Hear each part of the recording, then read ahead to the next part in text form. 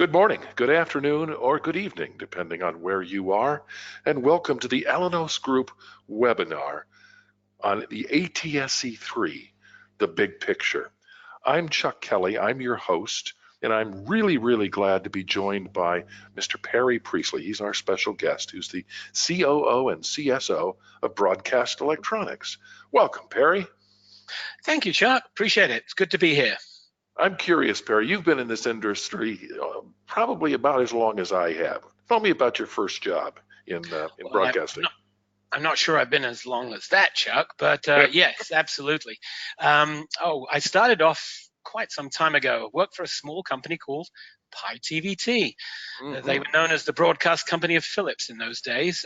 I was a student engineer and worked there and studied telecommunications and mathematics in Cambridge. And then moved on. I moved to the US some 12 years later, worked for Philips and a company called Thales, or as they were known in those days, Thomson. I then moved on to a company called Linear Industries, and most recently I was the CEO. Anyway, so not as long as you, but quite a you missed your radio background there. Of course, yes. Just a few years there at one of my favorite companies, Xperi, as they are now called, but in those days, Ubiquity and HD Radio. Yep. So I'm really glad to have all of your knowledge and experience on board with us today for our webinar on ATSC3. I envision this webinar is going to be a bit different than what most people might have seen in the past. They might have seen a bunch of presentations that have gone on at NABs and all sorts of other places, where really this topic of conversation is the nuts and bolts, how ATSC3 works. And we wanted to focus on something a little different. What does that mean for the broadcaster? What does it mean to the engineer? What does it mean to the sales department? What does it mean to the whole organization? What changes are ATSC3 going to bring? A basic technical seminary. What are we going to need to change? What time frames are we looking at? And then we're going to talk about BE's offerings in that area. And as always, you have the opportunity, you as the listener to this webinar, have the opportunity to get credits towards SBE certification. We're a big supporter of SBE here at Broadcast Electronics, and you get a half a credit just for watching this webinar under SBE recertification under Category 1. So, as always, we start with $1 million question, and here's my question for you, Perry. Broadcast Electronics has been making world-class broadcast radio equipment for 60 years. This year, this is our birthday. Why only now are we getting into television? That's a good question. I guess the real question is, why did we take so long? I mean, yeah. Seriously, it seems a strange situation why we didn't. But really, I guess that there's two key issues here. One is that when digital TV was implemented in the US and around the world, the digital TV transmitter itself changed. It was no longer that analog system with really complicated video and audio and color subcarriers, but a very simple single chain amplifier, similar to that of today's radio transmitter.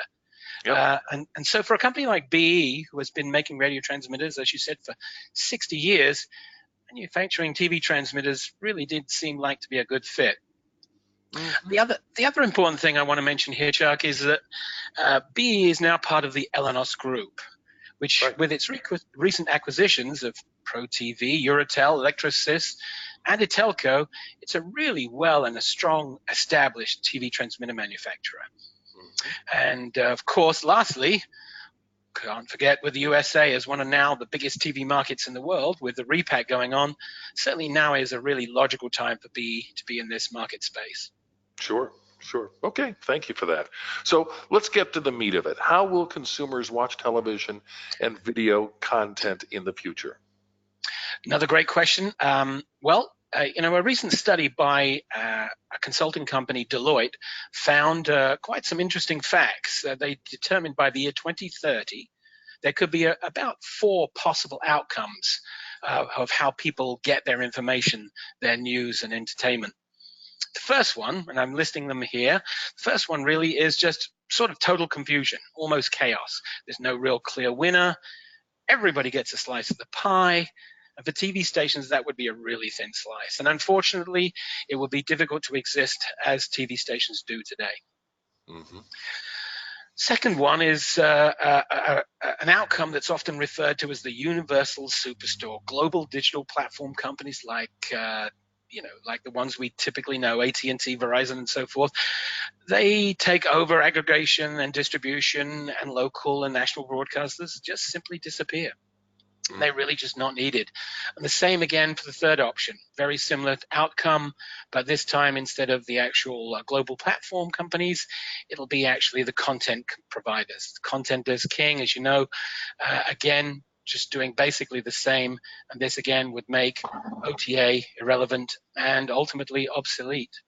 Mm-hmm. The final outcome, and I'm really voting for this one, is that all the broadcasters, and all broadcasters should be aiming for this as well, is that ATSC3 makes a difference. A digital transformation takes place over the next few years, and over-the-air television takes full advantage of all the features and benefits that we're going to speak about in this presentation. And local advertisers and local, national, and broadcasters all become relevant again. Okay. So what will ATSC3 change? Difficult to say in just this short period of time. One of the things I'd like to make a point of, though, is a lot of people are comparing this transition to ATSC3 to the transition that took place in the late 90s when ATSC was replaced NTSC. But Chuck, I really want to mention here that this is nothing like that situation. ATSC1 didn't really change anything. It didn't change viewing habits. It didn't really provide additional revenue for TV stations. In fact, some TV stations didn't see additional revenue for 10 years, and that's when they implemented additional channels. Okay. ATSC3 is really a revolution. Because of its format and function and its technical features, it will allow broadcasters to compete against the new market players like Netflix and Amazon. ATSC3 will change the way we watch television. Mm-hmm.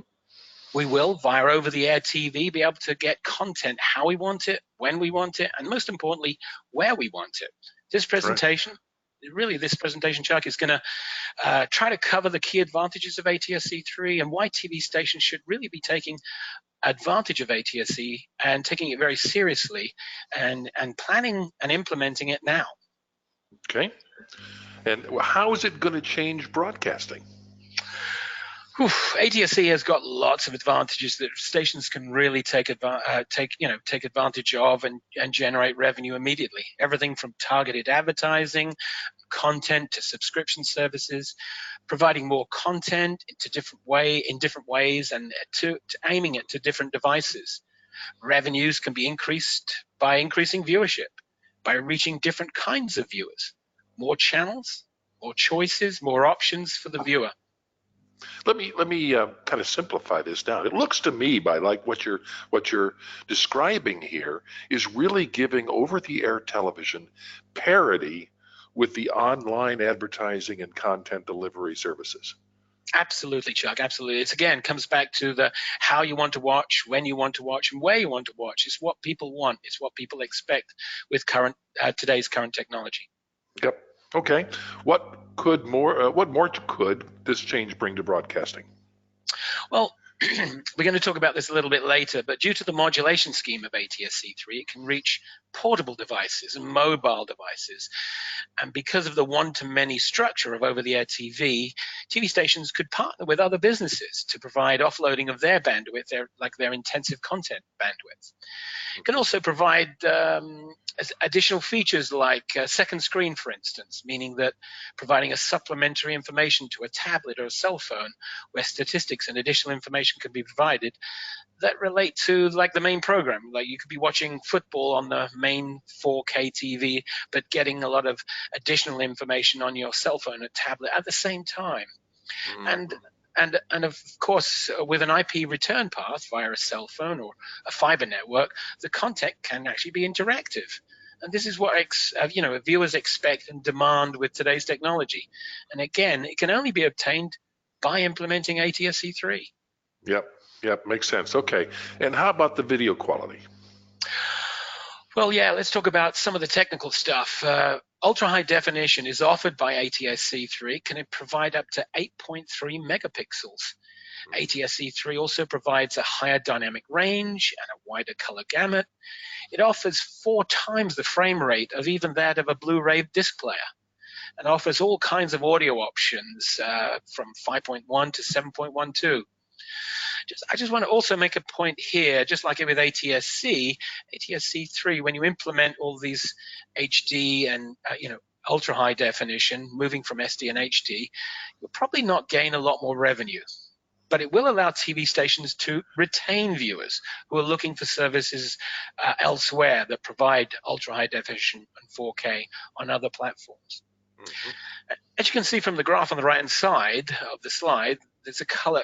It shows the color spectrum from blue, red, and green. Yep. The first little unusual shape the outline. Black one. Yeah, the black one. Yeah, right. The black one actually outlines what the human eye can actually see. It's relatively small compared to the entire spectrum. Mm-hmm. As you can see, then there's a triangle inside, the orange triangle. Right, this one? Yep. Okay. I've changed my screen change there just for a second. There you go, sorry. And so this one represents high definition television as we provide it today in ATSC1. Mm-hmm. And of course, the larger triangle represents ultra high definition. Clearly, showing this here, ATSC3, if it's implemented, we can watch 4K, and that's as good as it gets. Really don't need to go any further. So the viewer doesn't need to look elsewhere for better quality of picture and sound. Everybody may have a different opinion, but my opinion is when I've seen demonstrations of ATSC3 video quality, it wasn't the number of pixels, the 4K or 8K or whatever it was, that caught my eye. It was the high dynamic range. I don't think people realize how limiting the dynamic range of ATSC1 or analog television is relative to what ATSC3 actually delivers. Absolutely, yeah. It'll change the whole light form of a lot of shots where you really can't tell the difference between the darker and lighter areas, especially if you have saturated colors. So you're absolutely right there, Chuck. Yeah. Okay, let's see here. Move on. All right, so we're talking about OFDM, orthogonal frequency division multiplex. Yep. Coming back to the success of why can ATSC3 why can ATSC3 be successful? And it really comes down to 2 acronyms: OFDM and PLPs. OFDM will make the difference because it provides TV stations, for the first time in their very long history, the opportunity to deliver pictures and sound to a moving or mobile device, never available on ATSC or NTSC. Neither ATSC or NTSC could ever do this effectively. ATSC tried, of course, with what was known as the MH standard, but this was such a compromise in terms of bit rate and never really caught on. ATSC was a single carrier system, whereas other standards around the world, like, as you know, in radio, DAB, DRM, and HD radio, in Wi-Fi standards and every other digital standard in the world, like DVB-T and T2 and so forth, all uses OFDM technology. Okay. OFDM offers better immunity to fading and resilience to interference. It has a better spectrum efficiency than ATSC and does not require channel equalization, so you don't need to compensate for filters and bandpass filters and so forth. Yep. But best of all, and it really comes down to this, it offers mobility and portability, nothing we've seen before. And I understand that, watt per watt, you actually get better coverage with ATSC3 than you do with ATSC1. Yeah, absolutely. And of course, the nice thing is that the broadcaster will be able to choose what type of coverage they actually want. And I'll explain this a little bit later with a couple of pictures. But I think you'll be able to get a lot better indoor reception than we can ever do with ATSC. Great. So talk about PLPs. Explain what this is. Well, like OFDM, the PLP will give much more flexibility to broadcasters to target different kinds of devices, which relate to different and more types of viewers. The PLP structure allows literally thousands of handles for adjustment of the signal. Everything from modulation types like QPSK and QAM, different constellations, different multiplexing techniques like time, layered, and frequency, as well as different types of forward error correction. Further adjustments are also available like guard intervals, frame types, pilot patterns, FFTs. The list goes on and on and on. But the result here is that a broadcaster can adjust his signal to meet exactly what the market demands. And he can adjust it on the fly, so to speak. From targeting mobile-centric drive time in the morning, multi-channel HD for soaps in the afternoon, or ultra-high definition for sitcoms, movies, and sports in prime time. The power, really, finally, is in the hands of the broadcaster to meet the requirements of the customer. Okay, great. And how are we going to keep track of all this? It sounds complicated, I have to admit, but it's not that bad. So the standard, the ATSC3 standard, allows for 64 different PLPs, but initially broadcasters are most likely to have no more than 3 or 4. And these 4 PLPs can be preset inside the scheduler, so it actually won't be too complicated. Scheduler looks after everything, really. It basically the complete ATSC3 setup, including the bootstrap, the preamble, and all the information content, like the content insertion, is all done by the actual scheduler.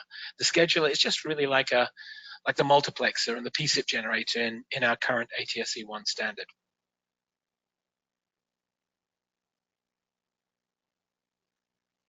It occurs to me, Perry, that this sounds a lot like an audio processor, a digital audio processor, a modern one, where there's hundreds and hundreds of very complicated adjustments.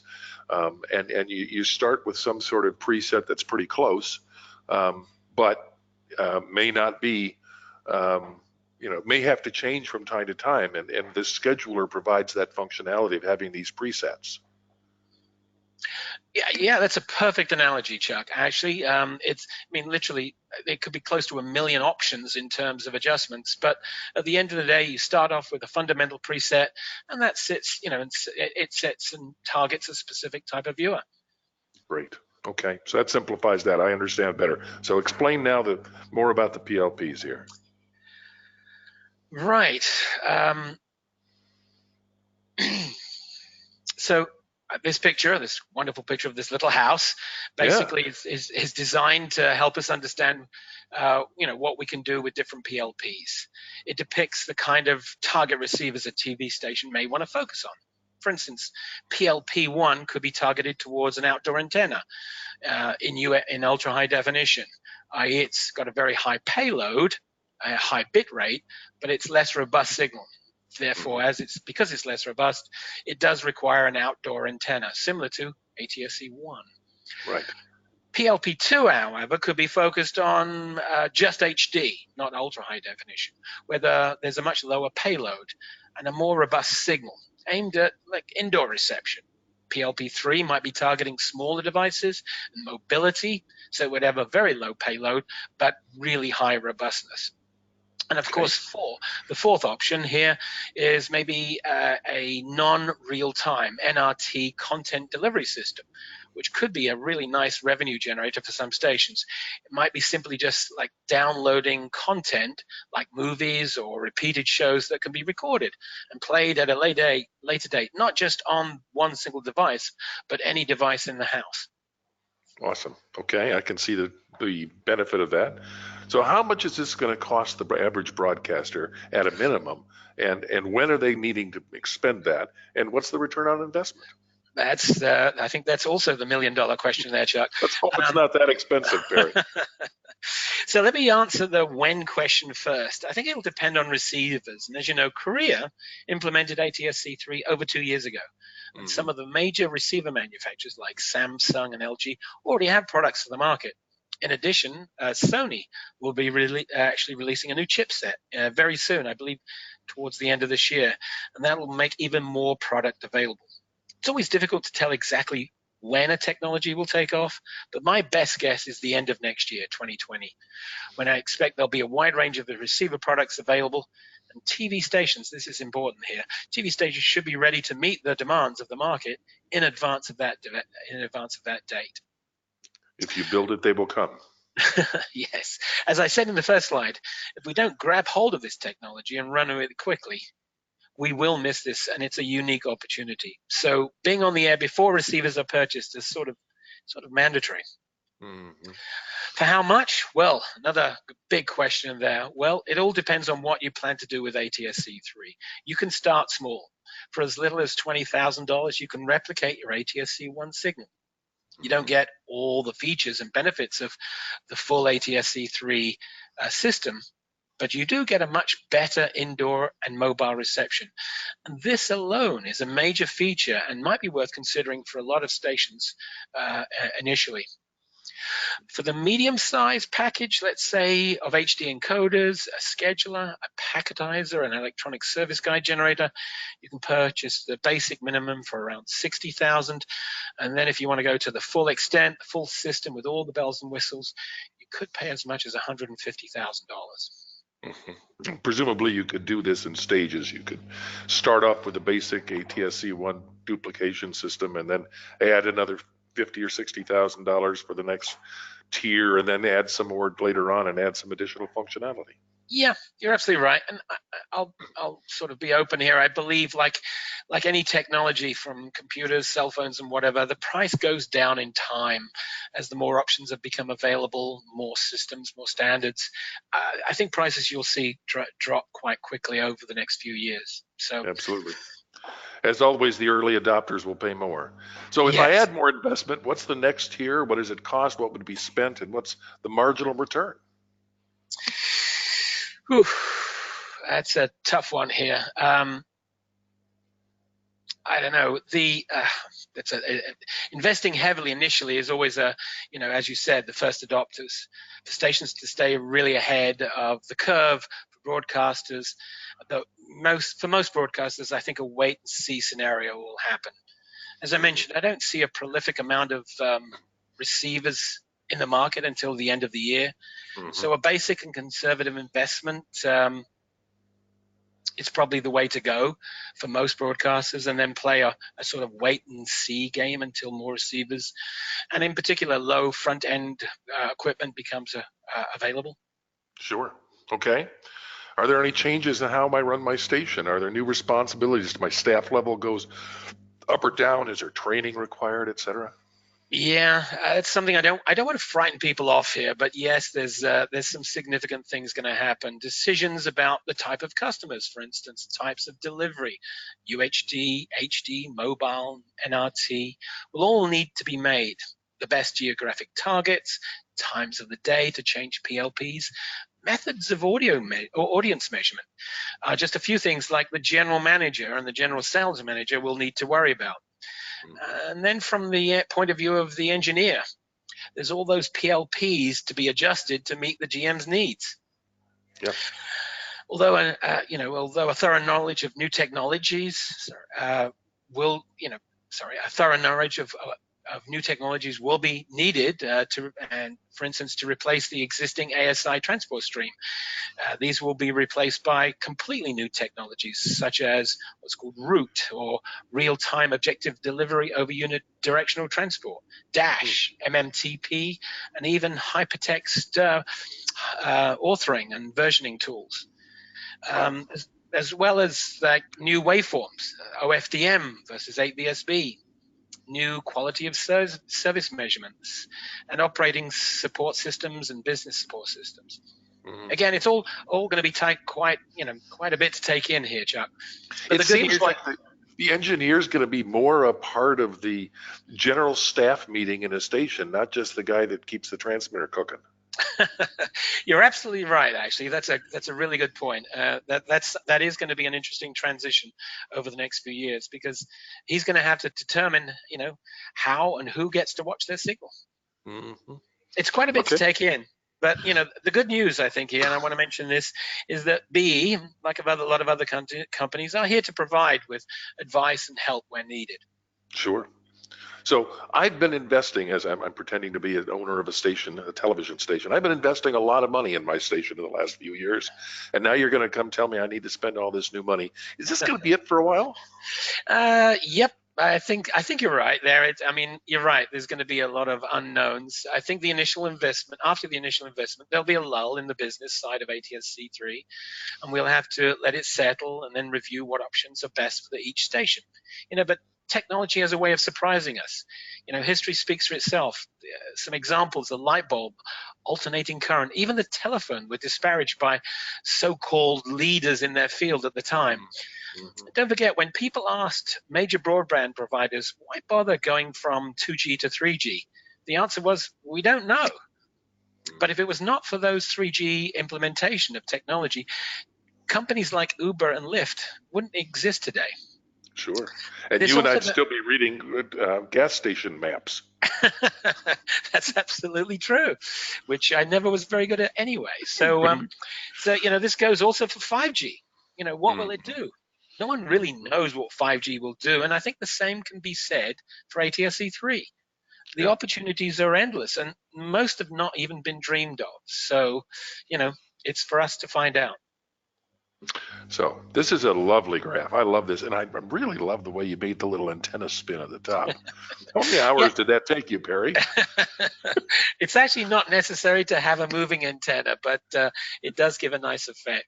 This picture, it depicts what equipment may be needed, may need changing, and absolutely definitely needs changing. The equipment in green is that of equipment that should be okay. Equipment that's in yellow should be, well, maybe needs to be changed, and the equipment in red will definitely need to be changed. Okay. From the studio, go ahead. Well, I was just going to say that this whole presentation, there's a lot of content and detail here. We're going to make available as a PDF file by tomorrow, so you'll be able to go and find and study this in detail at that point. So let's talk about what we're going to change. All right. So one of the key things from the transmissions point of view is the DTV exciter. Unless, of course, you purchased one from ProTV. Now, this exciter, by the way, is actually exclusively available from BE. So it's a dual mode system. It can work with any standard, including ATSC and ATSC3, as well as all the international standards like DVB-T and DVB-T2, ISDB-T, as well as even the standards like PAL, analog standards like PAL and NTSC. So you're definitely going to need to replace your exciter. That's almost a given. Okay. If a station wants to modify the existing transmitter to operate in ATSC3, you've got to obviously check the form, fit, and function. But BE can definitely help you with that, and it's a relatively simple implementation. Excellent. Okay. And how about the transmitters themselves? Ooh, this is obviously there's lots of brands, lots of types, and lots of circumstances of transmitters. So most transmitters will be able to work on ATSC3. The big issue, of course, is what's called the peak to average ratio, or PAPR, of ATSC3. It's 8 dBs in ATSC3, and it's only 6 dBs in ATSC. A high power amplifier is designed to work on the peak power, not on the average. So this extra 2 dBs of peak power is going to make a lot of demands on old transmitters, both solid state and IoT. And most likely, if they're running at full power, these technologies are going to, they're going to need to be turned down in power.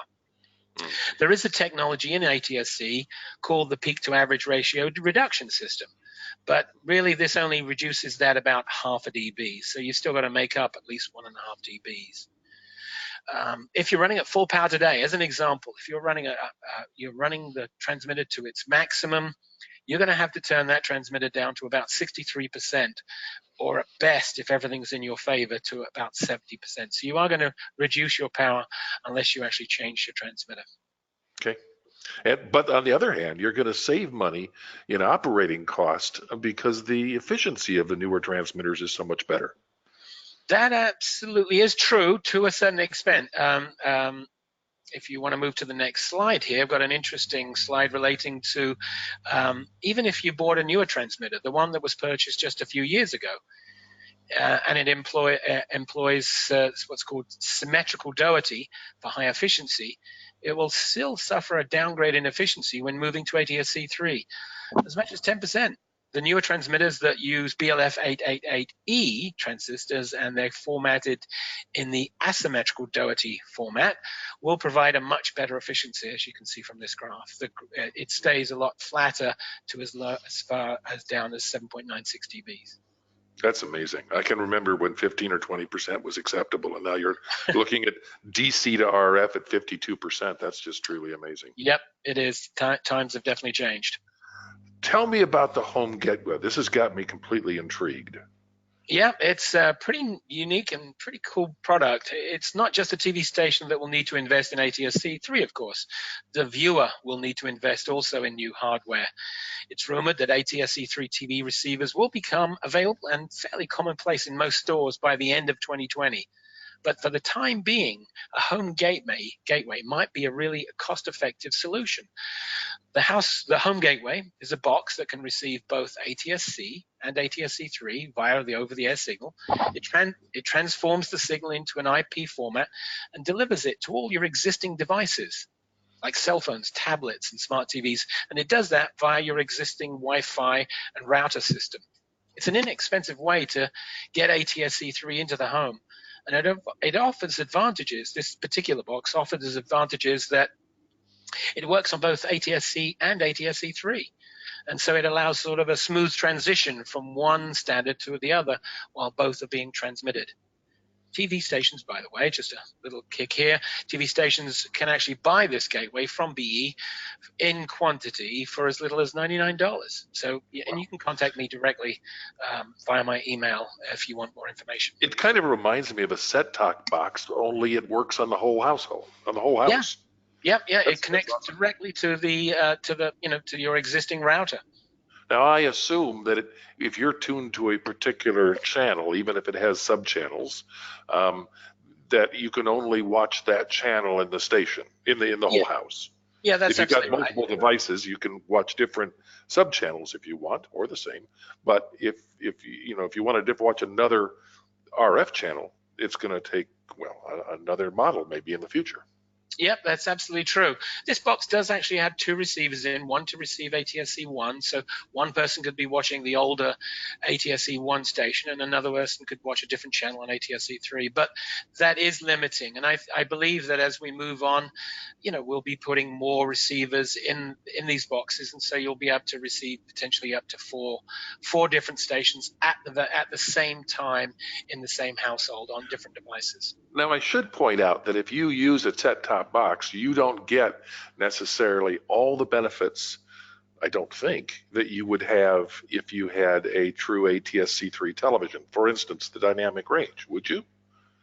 Oh yeah, absolutely. I think so. I mean, there's gonna be some definite reduction in quality because this is not just aimed at the 4K TV on the wall, but it's also aimed at different products around the house like cell phones and tablets.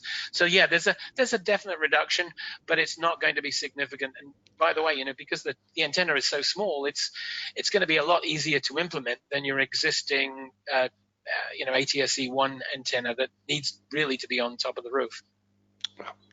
A set-top box for the whole house that does ATSC1 and ATSC3 for $99. Operators are standing by for your call. Okay.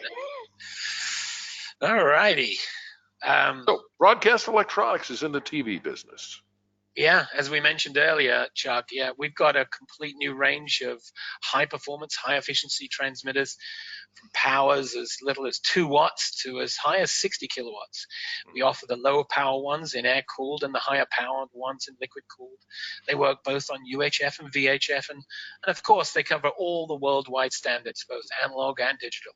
And the best thing here, it's supported by BE in Quincy, Illinois. That's awesome. Okay, so let's summarize all of this. How does this all? What should everybody take away from this presentation? Well, I guess you've summed everything up there, Chuck. Broadcasters are going to have to embrace ATSC3 now, or take the risk of becoming obsolete. I mean, that's what it really comes down to.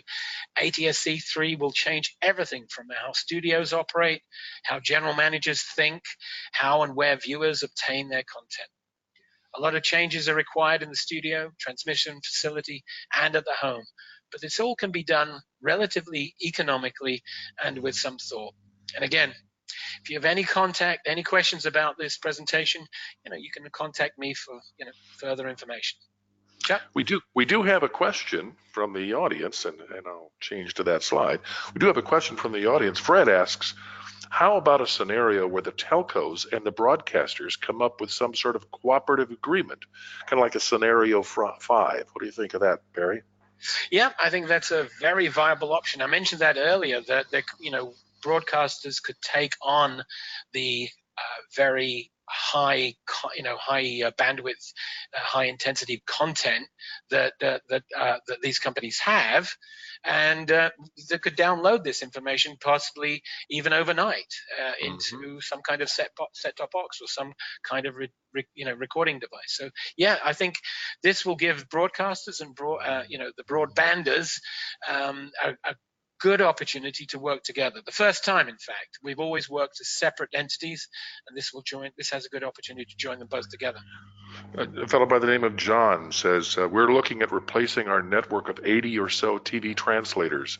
Currently, they're mostly MC, UHF units from 25 watts to 500 watts. I think we have 4 VHF sites as well. How does it play with ATSC3? What happens to the translators? Well, it's a great, the certain parts of the translator could be replaced, but let's just say the lower cost parts of the translator. You're really looking at an ATSC3 receiver, so you need an ATSC3 front end, and then you'll have a choice. It's an interesting option with translators. You'll have a choice of, do you really want to transmit ATSC3, or are your viewers really still watching ATSC1? So with our exciter, you'll have this opportunity to receive either ATSC1 or ATSC3 and transmit either ATSC1 and ATSC3, and you'll have a chance to change it in time as you need. So yeah, it's a big investment for this kind of translator organization, but it's something that will need to be done. But BE can provide the product right now. It's exciting. It's exciting to hear all the opportunities that this new technology is providing to what I think some people thought was dead. I mean, over-the-air broadcasting was dead without digital, and I think that's just as true for radio as it is now for digital television. We have an opportunity to gain parity on the internet web-delivered broadcasting, and have all the benefits of over the air at the same time. Absolutely, it's sort of what people expect these days. They've become used to the interactivity. They've become used to being able to receive content on their phones anywhere.